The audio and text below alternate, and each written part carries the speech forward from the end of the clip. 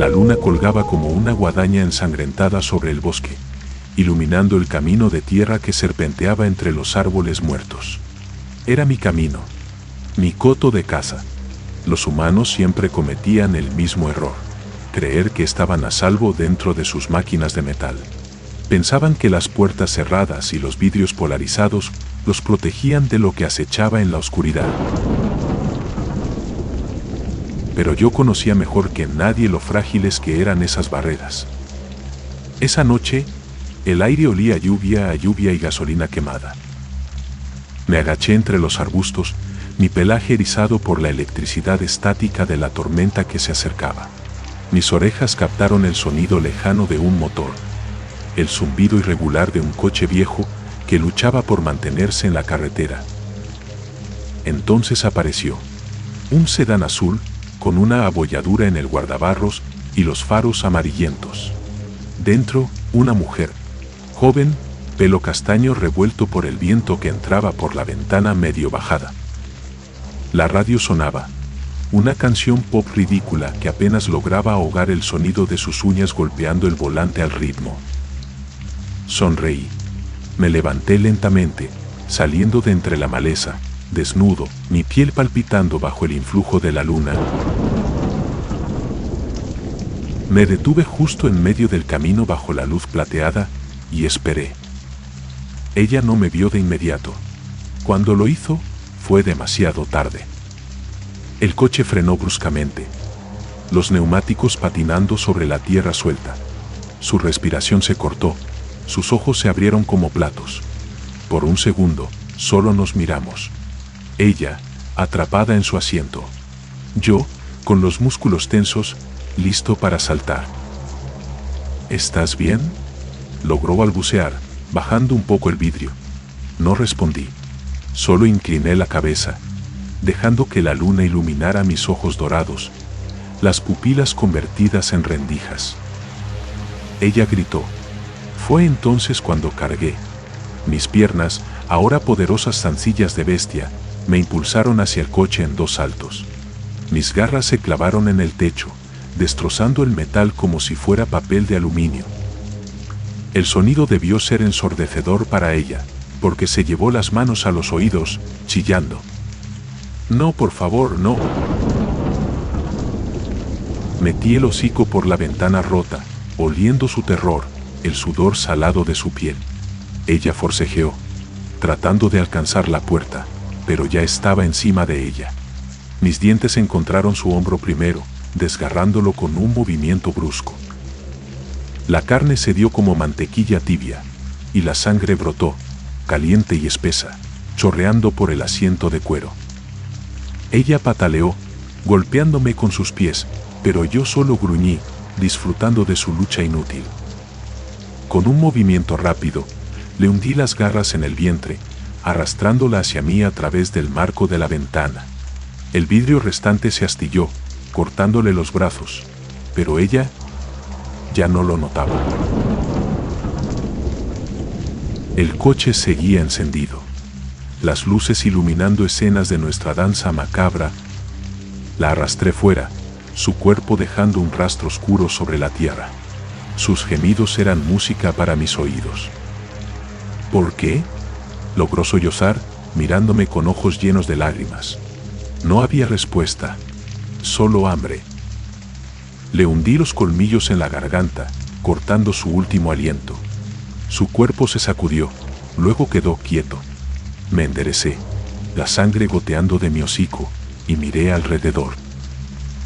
El bosque estaba en silencio, como si contuviera la respiración.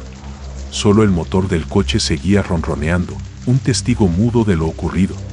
Me incliné sobre ella una última vez, arrancando un trozo de carne del muslo. El sabor era delicioso, cálido, lleno de vida. Cuando terminé, me alejé del camino, adentrándome de nuevo en la oscuridad. El coche seguiría allí hasta la mañana, cuando algún conductor despistado lo encontrara, con las puertas abiertas, el interior pintado de rojo. Y para entonces, yo estaría lejos, esperando la próxima noche. La próxima presa. Porque el camino solitario siempre tiene nuevos viajeros. Y yo siempre tengo hambre.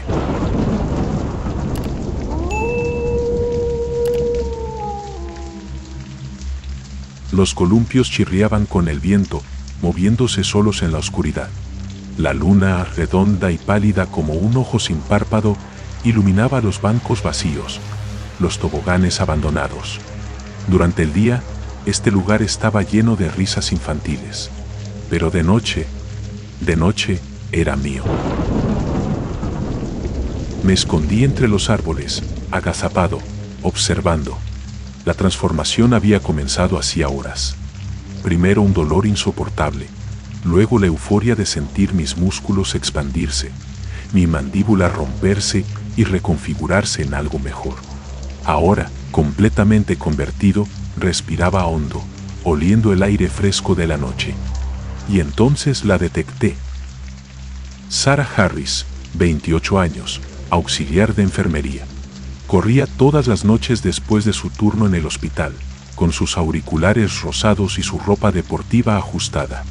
No sabía que la había estado observando durante semanas, que conocía su rutina mejor que ella misma. Esta noche, como siempre, entró al parque por la puerta este, ajustando el volumen de su música. No notó cómo las luces de las farolas parpadearon cuando pasó bajo ellas.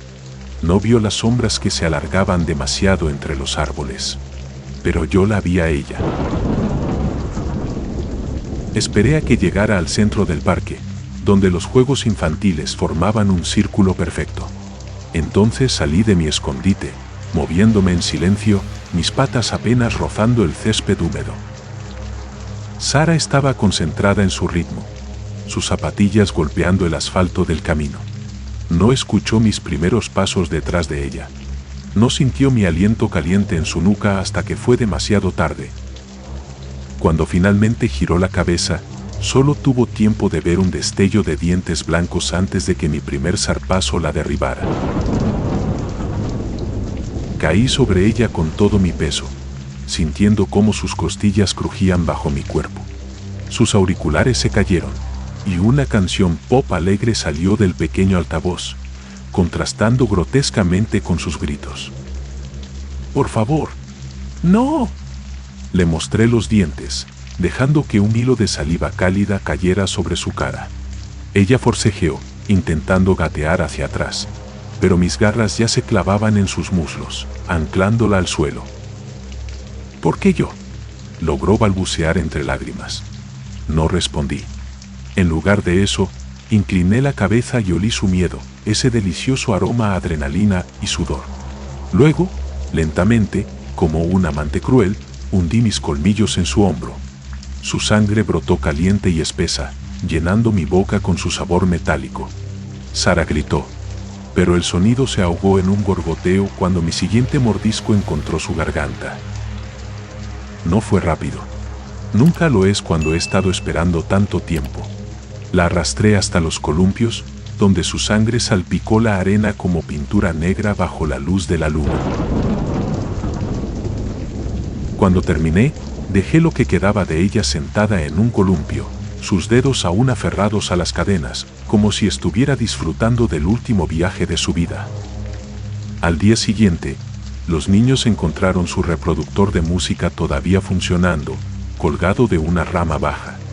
La canción infantil seguía sonando en bucle, una melodía alegre sobre amistad y risas. Los padres llamaron a la policía. Los agentes tomaron notas y sacudieron la cabeza. Otro asesinato sin resolver en la ciudad. Pero yo sabía la verdad. Y esa noche, cuando la luna salió de nuevo, volví al parque. Porque siempre hay otra corredora nocturna. Otro juego que jugar. Otro festín que disfrutar. Después de todo, los parques están hechos para jugar, ¿no es cierto?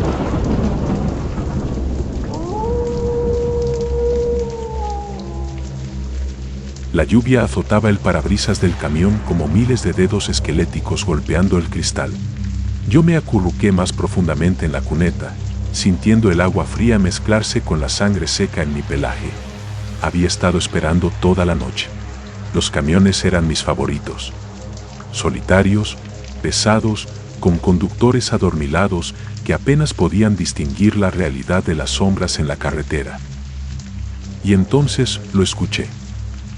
El rugido profundo de un motor diésel acercándose.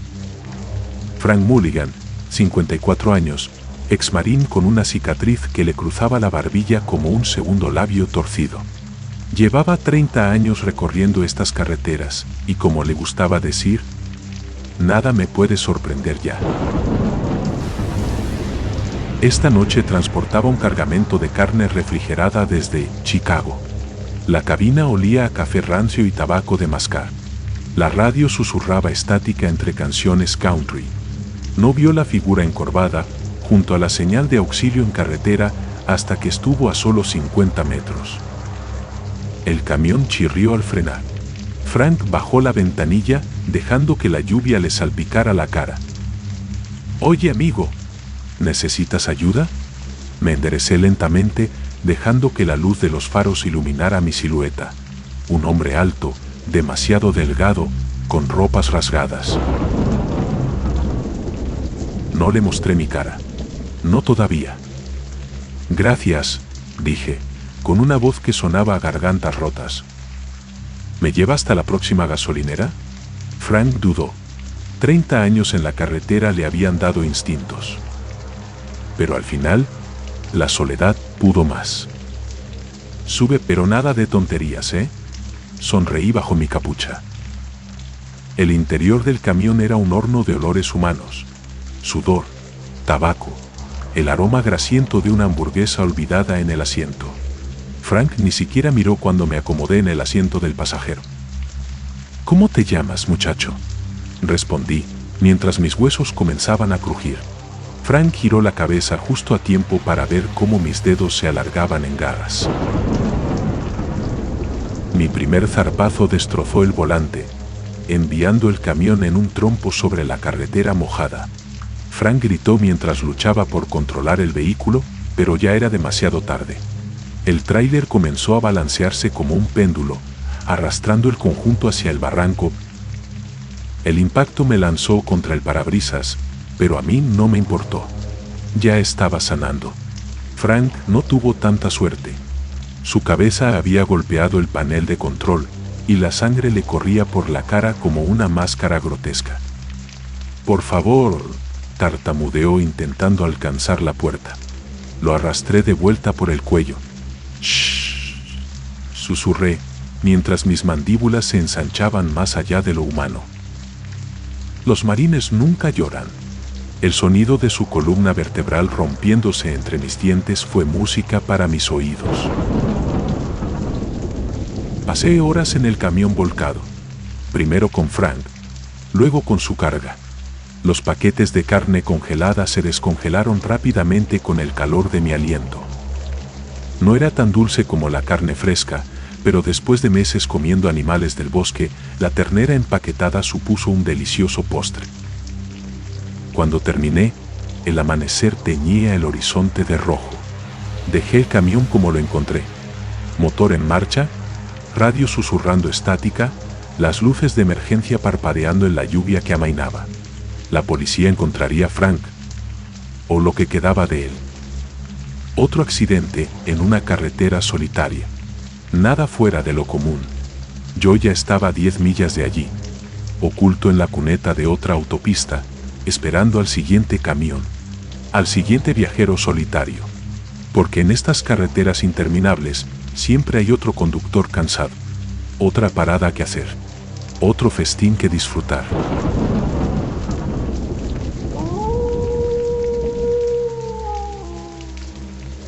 El hierro oxidado de mis cadenas crujía con cada movimiento. Llevaba 3 lunas encerrado aquí, en este sótano de piedra húmeda donde la luz nunca llegaba. Ellos pensaban que me tenían controlado, que sus cerraduras y sus rezos podían contener lo que había dentro de mí. Se equivocaban. El viejo Blackburn había sido el primero en verme. Aquella noche de luna llena, cuando mi humanidad se desvaneció entre aullidos y huesos rotos. Me capturaron usando balas de plata bendecidas. El dolor aún ardía en mi costado donde una había rozado mis entrañas. Lo mantendremos aquí hasta que los sacerdotes lleguen, dijo Blackburn mientras cerraba el candado de la puerta. El Vaticano pagará una fortuna por una bestia como esta. No entendían. No eran ellos los cazadores. Eran la presa. La luna llena asomó su rostro pálido a través de la pequeña ventana del sótano. Sentí su llamado como un fuego en la sangre. Mis huesos comenzaron a romperse y reformarse, las cadenas crujiendo bajo la presión de músculos que se expandían. En la planta de arriba, oí sus pasos acelerarse. Blackburn maldijo cuando las tablas del suelo comenzaron a vibrar. «Traed más cadenas. Está despertando». Demasiado tarde. La primera cadena se rompió con un chasquido seco. Luego, la segunda. Para cuando la tercera se dio, ya no era un hombre. Era hambre. Era furia. Era el lobo. Salté las escaleras de 3 en 3, destrozando la puerta de madera como si fuera papel. Blackburn estaba allí, sosteniendo una escopeta temblorosa. El disparo me arrancó un trozo de hombro, pero el dolor solo avivó mi sed de sangre. Sus gritos duraron poco. Cuando terminé con él, la cabaña olía a cobre y entrañas. Los otros dos, el hijo de Blackburn y su sobrino, habían huido al bosque. Los olí a través de la ventana abierta, su terror dejando un rastro tan claro como migas de pan. Corrí. Los árboles se convirtieron en sombras borrosas a mi alrededor. Encontré al sobrino primero, escondido bajo un tronco caído. Sus súplicas se convirtieron en gárgaras cuando mis colmillos encontraron su yugular. El hijo duró más. Casi llegó al río antes de que lo derribara. Su última visión fue la luna reflejada en mis ojos hambrientos. Cuando los primeros rayos del sol tocaron mi piel, el dolor de la transformación inversa me dobló sobre mí mismo. Desperté humano, desnudo y cubierto de sangre seca, rodeado de los restos de mis cazadores. Recogí las llaves de Blackburn de entre sus vísceras. Su camioneta aún estaba en el camino de entrada. Sonreí al encender el motor. El Vaticano enviaría más cazadores pronto. Más hombres con armas de plata y falsa fe. Los esperaría. Porque ahora entendían la verdad. No eran ellos los que cazaban monstruos. Era el monstruo quien los cazaba a ellos.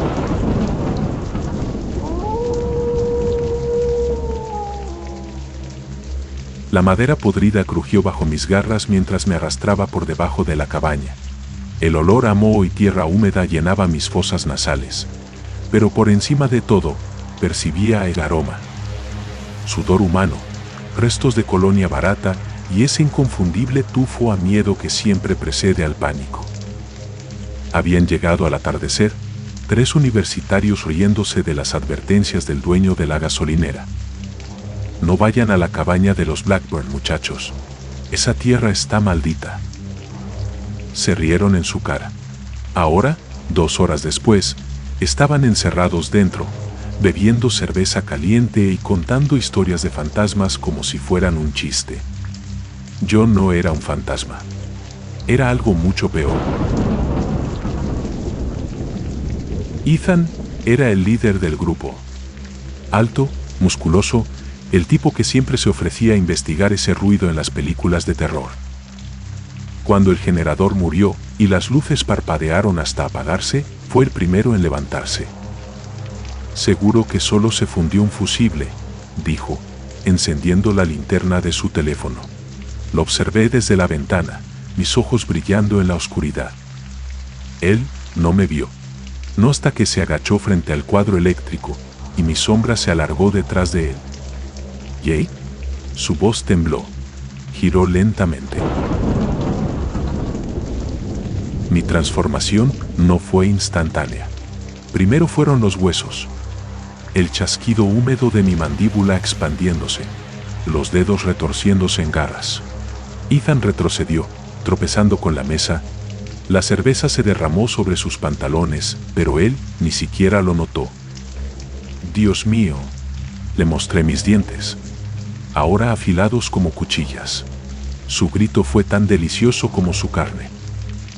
Jake estaba arriba, registrando los armarios en busca de velas. Ethan, deja de hacer ese ruido, gritó bajando las escaleras. Se calló al ver el charco oscuro que se extendía desde el cuerpo destrozado de su amigo.